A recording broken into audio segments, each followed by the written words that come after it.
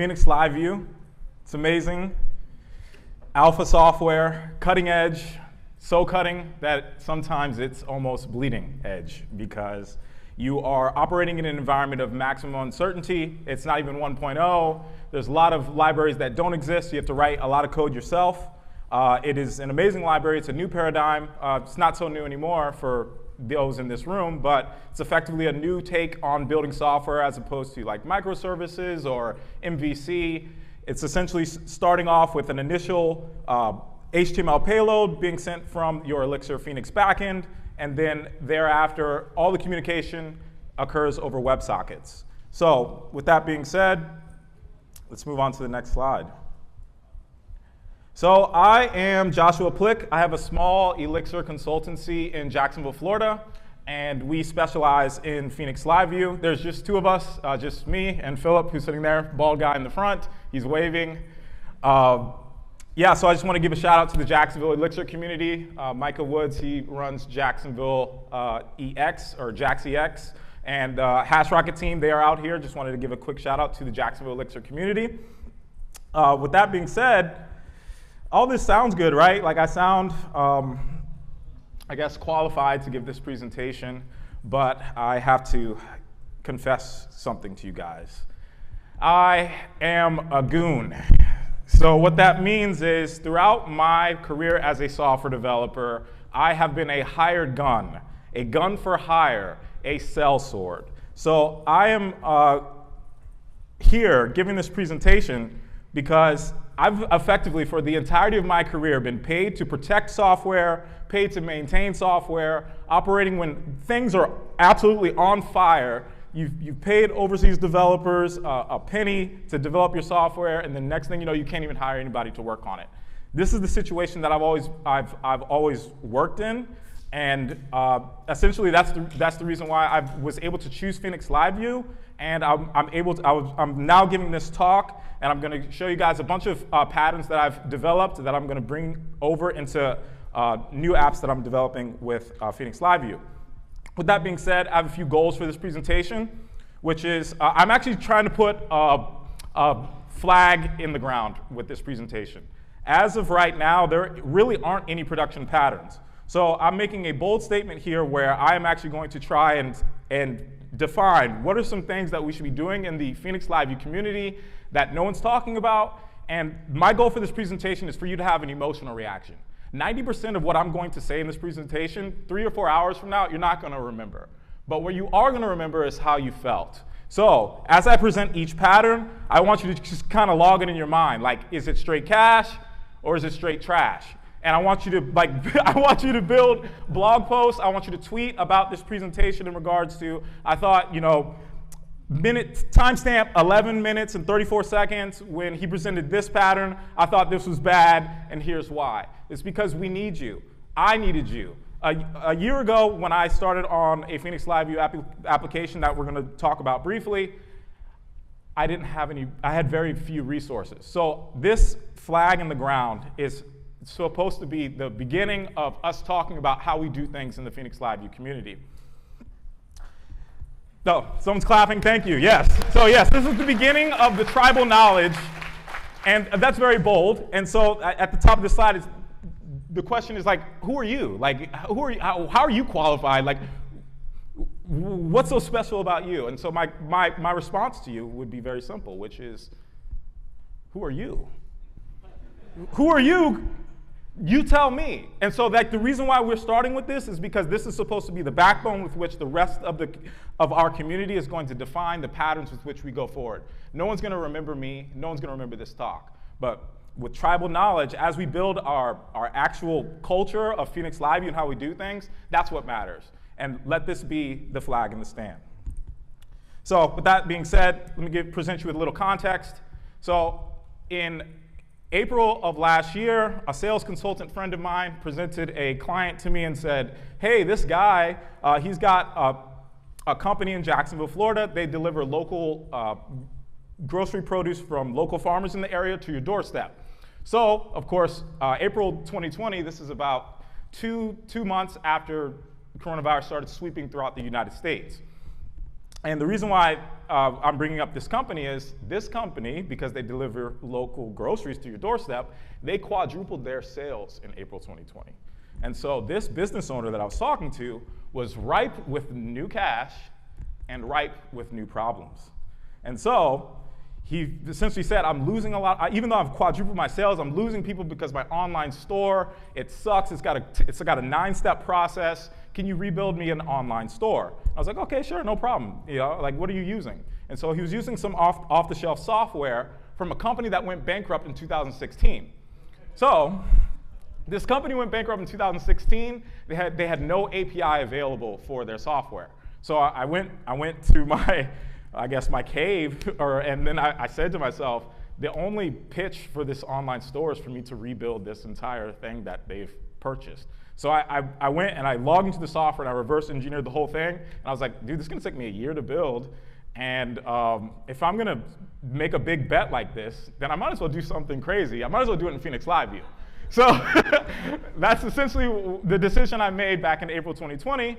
And I told this guy, so a week goes by, I go back up to the local Fairjax founder and I say, hey, I want to build you an entire platform, user sign up, managing your deliveries, all this stuff. It's going to take me 12 months to build.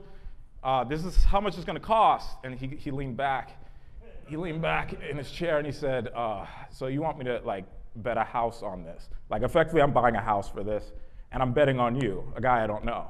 And this is why I said I'm a goon, guys. I am a goon. And I looked that man straight in the eye and I said, yes, you should bet on this. Your business is at stake. Like essentially, you're on defunct software. So with that being said, let's get right into it. That's the context that we are working under. And so let's just start off with an anti-pattern, which is tying data to your code. Everybody's seen this. This always sucks when you, like, say we're in the Ruby on Rails community. Everyone's opened up a new app, and essentially you see a database query blow up in a view template, which is bad, right? The reason why this is bad, why is it bad to tie data to your code? You know, people say this, but no one explains why. The reason why is because data is fungible. Data changes throughout your environments. When you're in the development environment, I don't have the same code as the production environment, and so when I actually download, okay, now I can hear myself. When I download this code base and I try and run this code, the reason why the code base breaks is because it's assuming data that exists in the production environment. For it to work, I need to pull down the production code base into my code, and you shouldn't have to do that. So let's just talk about the first feature. One of the first features I built, which is the sign-up page, where you needed to put in your zip code to say that, hey, like, I want to sign up for this software. So the problem with the business requirement is that only people, you should only allow people that are within the zip code of the Jacksonville area, so that those people can only sign up for the app. And so the way that looks is, like, this is the list of zip codes in the Jacksonville area that local Fairjax supports. And if you're not supported, then you get sent to this page saying that, hey, we're sorry, you're not in our zip code, here's our wait list, and then otherwise it actually takes you to the sign-up screen. So with that being said, okay, I'm loud, we need to break our rule. So I was talking about all that, I went through that entire explanation of why you shouldn't tie data to your code. We have to break the rule immediately because the business requirement demands it, where only people who are in with certain zip codes, which is a dynamic data set, that means our data validations of members who are signed up for this app, it needs to rely on a dynamic source of data, which is the list of zip codes that I was showing you on that previous slide. So with that being said, someone who's intelligent might say that, you know, in Phoenix LiveView, there's two events that you're pretty much working with, which is the Phoenix change event and the Phoenix submit event. So if you're typing each keystroke and you're validating against the live, all the zip codes in the database, you're doing a database query on every single keystroke. So this is actually what I saw when I was coding the feature, because I needed it to work on dynamic data. So every single keystroke is doing a database hit, which is horrible. So someone might say, like a smart person might say, well, then only validate the data on the Phoenix submit event. That would work, because then essentially you only do that one database query on the submit event. The problem is that there were more business requirements in the sense that on this page, there's a zip code here, and there's a whole bunch of fields on this page. So I was forced to not only break the rule, but come up with a solution. So our anti-pattern is not to tie data to your code, but our great Jose Valim, who I refer to as the GOAT, in American culture, that is an acronym for greatest of all time for our international audience. So can we get some bahs in the crowd for our leader, Jose? Dude, he's awesome. No one's following me there, but I mean, I truly believe that he's the greatest of all time because he's built this amazing community.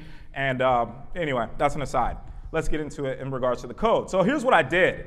I created an agent, which is an abstraction on top of OTP, where essentially, on application startup, on the start link, it actually does a database query and has a list of zip codes that you can access so that when you're typing, you're actually hitting this cache instead of hitting the actual database. So there's also a function in here called reset cache. Can you guys see this code? OK. Yeah, so reset cache works where it'll actually, of course, reinitialize the query, meaning that at this point, you're no longer doing a database query for every keystroke. You're just hitting the cache on every keystroke, which is free. So for this to work, you need to actually figure out where you're going to invalidate the cache. So this code here is when you actually, that slide that I showed you with the delivery zip codes, this zip code cache.reset cache function, every time you do one of three things, you create a new zip code, or update a zip code, or delete a zip code, it's going to bust the cache and reinitialize that query. So now you have something that's living in memory, because an agent, the OTP abstraction, it actually allows, it's a simple abstraction for allowing you to have state in a stateless language. So this is our initial pattern for how do you tie data to your code. You make it a runtime dependency. That's the answer. And you manage your OTP process via making sure that you are invalidating the cache at the proper time. So with that being said, here's the validation itself, where it is actually a runtime-based zip code cache, and it's checking against the list of the zip codes, and that's our first pattern. How do you tie data to your code? Number one, never do it. Number two, when you do it, use a runtime dependency-aware abstractions like OTP. Next thing we're going to cover is actually doing wizards. I think that somebody's doing a presentation at this conference on wizards. I'd love to, check to see if we have the same ideas in regards to how do you develop wizards in Phoenix LiveView. So the business requirement is, of course, that you want to save the state of the wizard. So, of course, a wizard online is like when you have a multi-step process. You've got step 1, step 2, step 3, step 4. There are multiple solutions that you could use. You could store it in the session. You can store it in local storage. It's stored in Erlang term storage. Or you can store it on the socket itself. All of these things many of these things are not available to you in Phoenix LiveView in the sense that local storage is not available to you, because remember, Phoenix LiveView runs on the server. There is no local storage on the server. So then that might lead you to the next thing, which is, okay, well then we'll store it in the session. Well, the WebSocket protocol does not have support for accessing the session. So you can't do that. So there are hacks around it. There's a guy named Torrin Billups who I think is speaking here, or he gave a training presentation where he talks about how to access the session store, but it's effectively a hack. So that's, I mean, no disrespect to him. You will see hacks that I did to achieve certain things. But remember, this is an alpha community. I'm a goon. And when you're a goon, you have to get the job done. And that's by any means necessary. With that being said, the next step is Erlang term storage. So the problem with Erlang term storage is if you actually have a server restart, like say you deploy new code, Erlang term storage, that data is going to get wiped out. What if the user is on step 4 of this long process and you wipe out the Erlang term storage because you're doing a deploy? This is really going to lead to a bad user experience. Storing it on the socket, that's another solution that you could do. The problem with storing on the socket is that if the browser disconnects or if the user has bad internet connection, that person's going to lose their data. The whole library is going to just get wiped out. So these are the reasons. I'm telling you all the reasons why, all the things that I went through of what not to do. And the simple solution is store it in the URL. If you store it in the URL, you're protected against server deploys, you're protected against everything. Like it's long-lived within the context of the person filling out the form. So side note, if anybody's new to Phoenix LiveView, this is a shout out to Chris McCord and other people on the Phoenix LiveView core team. I just wanted to talk about how Phoenix LiveView protects you from those browser disconnects. So this is actually in the Phoenix LiveView docs. This is really cool, incredibly clever tech in the sense that recovery following a crash or disconnect. So when you're the way Phoenix LiveView works is there's two mounts. The initial payload from the server gets downloaded as HTML. So it serves as a MVC controller initially, your LiveView. At that point, once you have that front end, your JavaScript then creates a WebSocket connection to the Phoenix backend, and now you're communicating over WebSockets from your browser. So at that point, if that connection can sever because you might run out of internet or your Wi-Fi sucks. So the way Phoenix LiveView protects you in that situation is when your LiveView reconnects to the socket, it actually submits a Phoenix change event. So that then goes to your LiveView, and it will actually load the state in your HTML back onto the socket. So it's incredibly clever technology. So I know that might be something that people are scared of. So it's already built into the framework. So it works out of the box. Yeah, so I'm just showing you the wizard process. Here's step 1, step 2, step 3, and 4 for signing up for local fair jacks. And we just discussed that none of the initial solutions were good enough. We should save it to the URL. So the question is, how do we save ephemeral data to the URL? And the way you do that is with a sub-technique called Schema-less changesets. And we're going to use just pure ecto. So a Schema-less changeset is a change set that actually doesn't get saved to the database. So schemaless meaning that schemas are coming from, it's an ecto macro, and instead of using that, we're just going to save it to a map instead. So that's what you see with that at types, and then you pass that into to your change set function, and effectively you have a database store, but it's just a map instead of like your actual database being your MongoDB, Postgres, or whatever backend. So that's what we start with. We start with the schemaless change set that defines all the attributes that we're going to be saving in our sign-up process. So you'll see package ID, add-on IDs. These are just concepts within the local fair jack software. So with that being said, here's where it gets really interesting. So you actually can ensure that the data remains valid in all your single steps because you can just keep piping the change set from step 1 to step 2, step 3 to step 4. And essentially, if you're on step 3 and you need to confirm your data before you go to step 4, because you're piping in all the original change sets, you're validating all the way back through the beginning of the process. And the way this actually works is Ecto has a function called apply action. So this is what it does under the hood. Whenever you do like a repo.insert or a repo.update, under the hood it calls this ecto apply.insert. That is actually what returns you that OK tuple or that error tuple. You get the error tuple if your validations aren't valid, and if your data is valid, you get the OK tuple. And in this case, since we're using the schemaless change set, we just end up with a map. So what can you do with a map? Well, you can just pass a map to your parameters in your URL. And then the Phoenix router knows how to process your map, and so you always have valid state that is resilient against your WebSocket getting disconnected or server deploys. I consider this an elegant solution. I think that this is a really cool pattern, and I'd like to hear you guys' feedback on this eventually. So I just have a link to the apply action docs in Ecto. That's the whole OK versus error tuple thing that I was discussing. And then you just tie it up to a case statement. So when you do save step 2, that's going to do that ecto apply action that I was talking about. You're going to get an OK or an error tuple. And then you can then redirect to the next step. So you see that with the push redirect. That's going to push a redirect on the socket, taking you to the next step. And then in that params, when you see map from struct, you see sign up step 3 path. We're going from step 2 to step 3. And then we're grabbing all of the stuff on the change set from step 2. So it's a very elegant solution, very robust. And yeah, so what if you end up in the state where you're at step 4, but then for some reason someone changed something in the URL that invalidated something from step 1? In your mount callbacks, you can essentially just check the validity of your change set, and then it'll say your step 4 change set is invalid, it'll redirect to step 3. You have the same code in step 3, it'll see as an invalid, it'll redirect to step 2, same code in step 2, and it'll redirect to step 1. So now you have, yeah, I think this is a really cool solution. So yeah, I'd like to get your feedback. Let's move on to the next thing. So this pattern that I'm going to show you next is really simple, but it shows you how powerful Phoenix LiveView is. So like I was telling you about how Phoenix LiveView works with that initial HTML download of the payload and that second mount with the socket.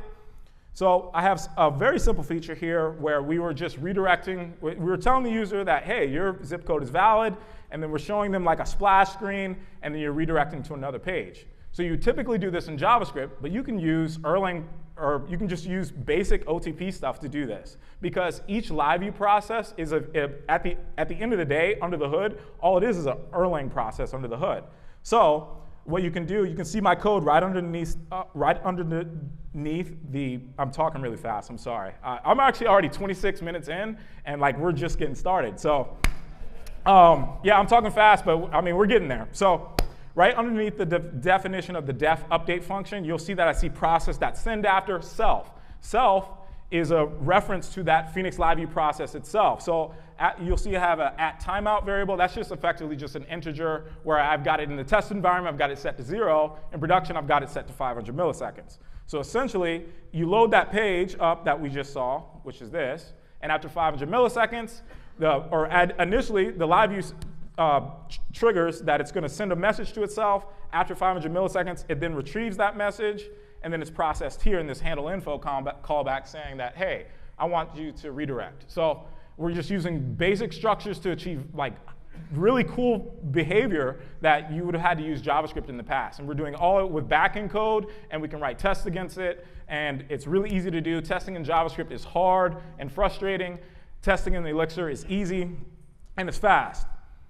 Along those lines, testing faster. I don't know if Isaac, there's a guy that we both follow each other on Twitter. I know you're here. Isaac, are you in the crowd? Can you raise your hand? Isaac, my man, you know what I'm about to say next. I was doing what I normally do on Twitter, say about 6 or 8 months ago, which is talk trash.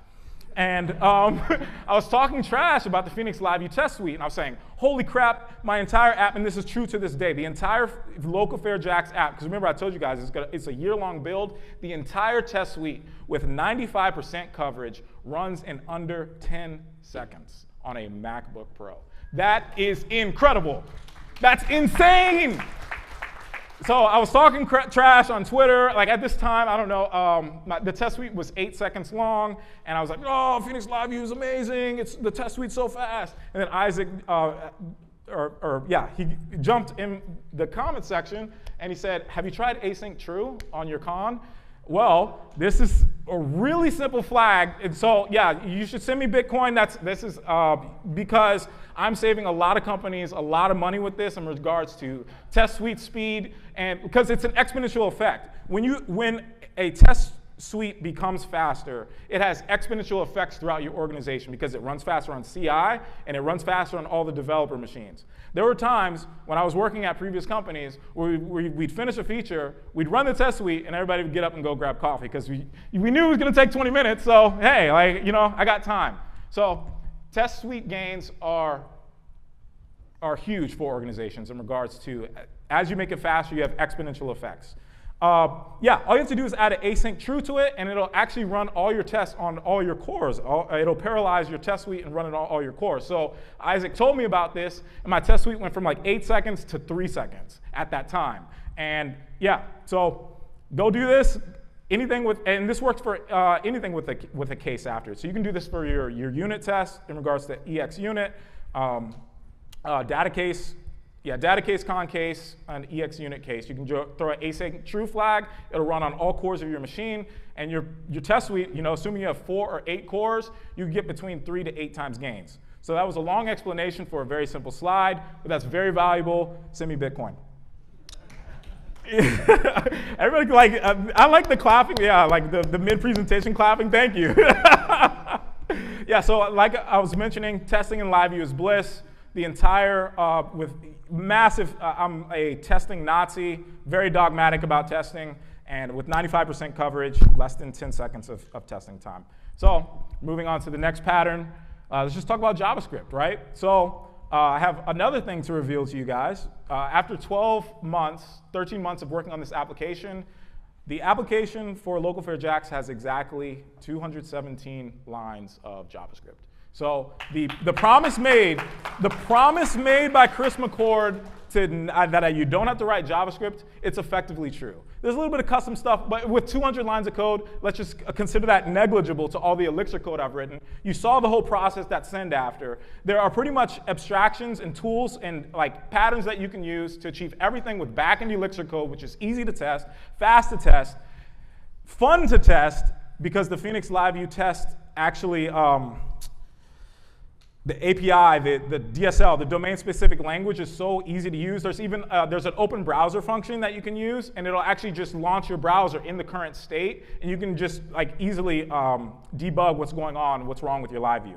So with that being said, you want to make sure, this is a very simple suggestion, but you're going to go through a lot of pain, like I and Philip both have, if you don't do this. If you're doing some custom JavaScript, you need to do a Phoenix update. You need to, around the surrounding div of whatever you're doing in JavaScript, you need to put a Phoenix update ignore flag around it. The reason why is because Phoenix LiveView is going to wipe out your DOM, and essentially anything that you had, any JavaScript that you had loaded is going to get wiped out. And so you want to tell Phoenix LiveView with the Phoenix update ignore flag, hey, like ignore this div, I've got this. I'm going to run this in JavaScript.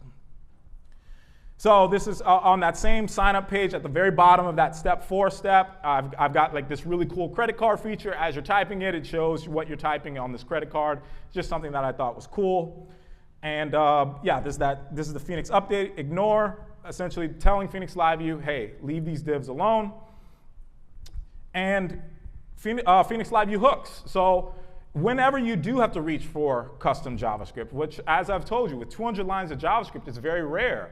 Phoenix LiveView has a bunch of hooks, like the mounted callback and the updated callback, similar to React or any of the other front-end frameworks of today and tomorrow, because we all know that there's another one coming out right now. You pretty much have an infrastructure for setting up your JavaScript code and making sure that it plays well with Phoenix LiveView. And so you see that at the bottom of the page with the credit card, where I'm actually initializing the credit card with that hook. We just saw the code on the previous slide. It doesn't matter what it is. It's more about the idea. If anybody here is like bearish on Phoenix LiveView, oh, it's not even 1.0, I'm not sure, I'm here to tell you, relax. It's ready. It's ready for prime time. When is 1.0 coming? When is 1.0 coming? Because Phoenix LiveView is ready for the big leagues. Yeah, so 200 lines of JavaScript. Was I right, 217? OK, I lied. It's 200, what is that? 215, so I lied. It's actually less. So let's talk about authentication. So this is something that I actually hacked. So shout out, there's this guy on Reddit I was talking about. So one of my concerns about Phoenix LiveView is authenticating your live socket. So of course, on the browser, remember there's that HTML hook that happens, and then of course there's that WebSocket hook. HTML is easy, right? You check the session, make sure that the user has a token in the session store, just standard authentication. The problem with the WebSocket, there is no access to the session. So I had concerns about this that I made known on Reddit. Oh, yeah. In general, Phoenix GenAuth, this has been added to Phoenix in version 1.6. Just use it. It's amazing. Like, it's made by Jose Villim, the GOAT, Matt. He was on the Rails core teams and all that stuff, but he also was a core contributor to the Devise authentication library in the Ruby ecosystem, so he's very qualified. So you should, he created, or he helped with Phoenix GenAuth to make sure that it's valid and secure. Just use it. It's going to make your life easier. You're going to have access to all your authentication code. It's not going to be abstracted away from you in some library somewhere else. All the code's going to be in front of you. It's going to be in your app, easily making it easy for you to make changes to it. So, warning, there is going to be hacky code ahead. with regards to how I made sure and ensured that our Phoenix LiveView socket side was always authenticated. So I created this post on Reddit. Go to it and upvote it if you want to, where it says, hey, how do you reliably authenticate a Phoenix LiveView? So it's got 32 upvotes. So there were people here, probably here, right? This is probably the best of the Elixir community, right? Who upvoted this. This is clearly a problem that needs to be addressed either with, it probably just needs to be addressed with a blog post. I didn't know what to do, so I asked, hey, I know that I can reliably authenticate on the HTML side. I want to reliably authenticate that nobody has improper access on the WebSocket side. So that post lives here, and this, I didn't give credit to the person. Darn it. Okay. Someone on Reddit responded with a really interesting metaprogramming solution where in your app, you just add an options flag to your using macro inside of your app _web.ex, whatever the name of your app. Like for me, it's localfairjacksweb.ex. You bolt that onto the using macro, and then this chunk of code, it doesn't necessarily, there's a lot going on here.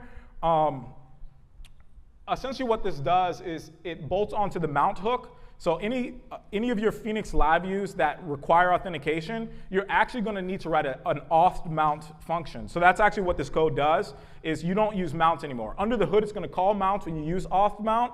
And so essentially you have the peace of mind. The reason why I like this code is there's peace of mind in the sense that if I don't write auth mount, my stuff's not authenticated. And my LiveView is going to blow up. What this code actually does is it actually blows up in the development environment so that it forces you to write that auth mount function. And so you have the certainty of knowing that all your LiveViews are properly authenticated. So I don't necessarily want to dig into the details of this.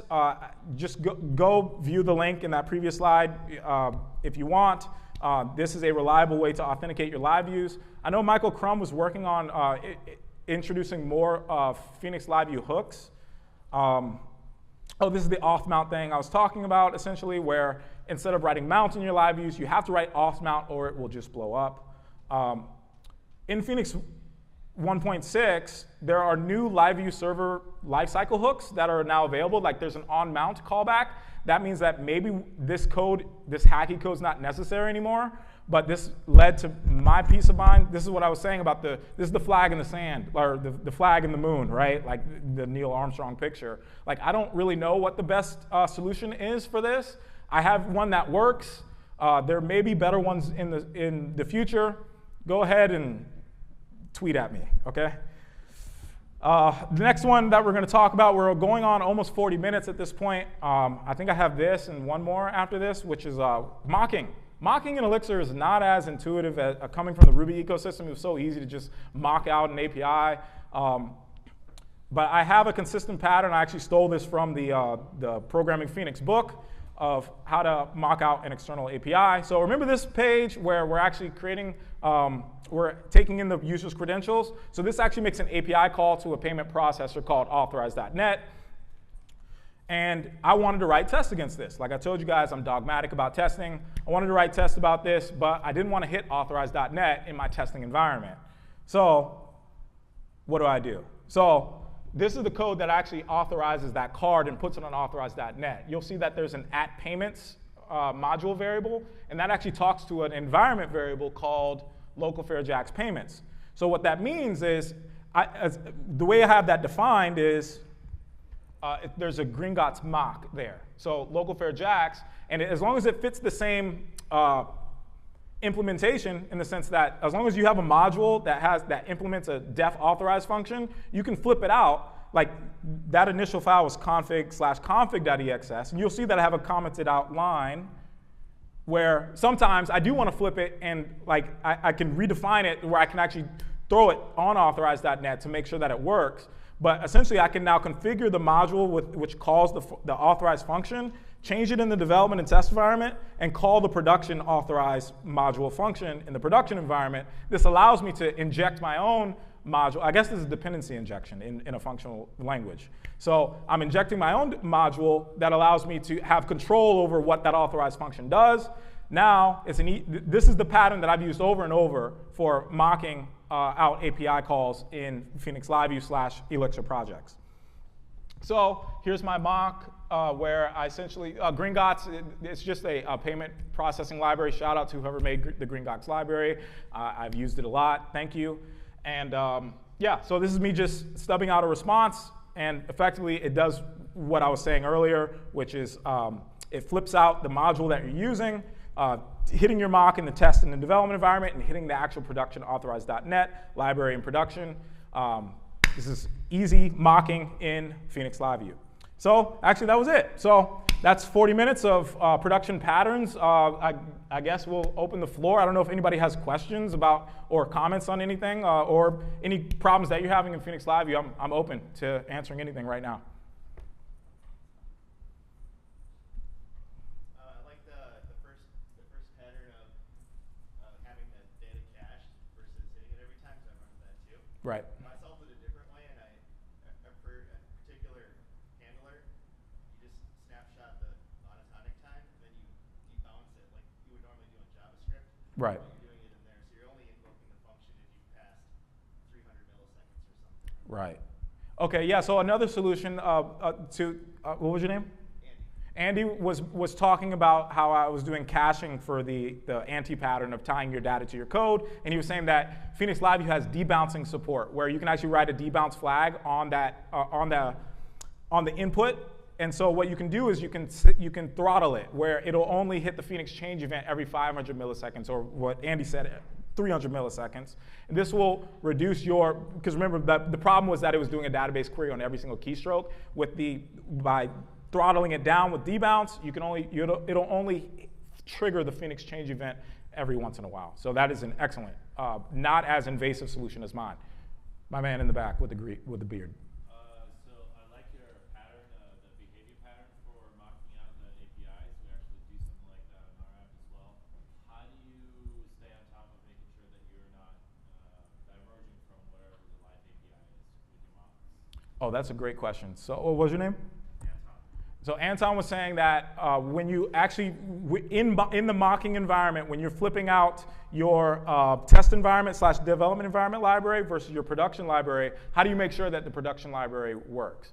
So my suggestion for this is to use the Tesla Elixir library, because it has inherent mocking support, where you can actually, if you go to the github.com, I don't know who wrote it, /Tesla README, it actually, in the docs, or in the README, it talks about how to mock out API calls at the URL layer. So essentially, if you're not using an external, I was using an external library, Gringotts, so there was nothing I could do. I just assume that it's tested in Gringotts. But if you are actually making the API calls yourself in your code, I suggest using the Tesla HTTP client library. And that way, in your test suite, all you have to do is it's just a flag at the top of your test. Use tesla.mock, and then it'll actually blow up in the test environment when it tries to make a live API call, and it'll tell you, hey, go mock this, and it'll go mock it, meaning that you'll get 100% test coverage, but then you'll actually have a payload that you can define yourself in the test environment that you can just throw fake data at it, and then you get 100% coverage, and you have 100% confidence in your results. Yes, sir. I guess okay, one more question. Dang it. Okay, my man with the hat. Anyone else has an actual question? I just had a comment, so I'll forfeit the floor to them. Okay. All right, one more question. Go ahead. So you're talking about your concern with 1.6, when working through the Programming LiveView book, they have a CSRF token that gets delivered with the templates in the front end, and then you have the session for the user. I'm not sure if you see that pattern as still having an auth hole, and if you do, I don't understand what the hole is. So what was your name? Mickey. Mickey, yeah, so Mickey was saying that, what was my concern with authentication with LiveView sockets? So this is more just me being uncomfortable, because I imagine that if there was a hole with Phoenix LiveView authentication, the problem would probably already be fixed. So this was, I guess, like a sanity check for me, because I know that I'm authenticating on my HTML side. I just don't know if I'm doing it on the socket side. So I do know that Phoenix LiveView does require your CSRF token, so you can only connect. So essentially, I think this is where Mickey was leading me with that question, essentially saying that when you connect to the live socket, it sends your CSRF token from your browser to the backend, so it can only come from your app. and you can only be in your app if you're authenticated on the HTML side. So essentially, Mickey's saying that you're tripping. So yeah, that's that. Okay.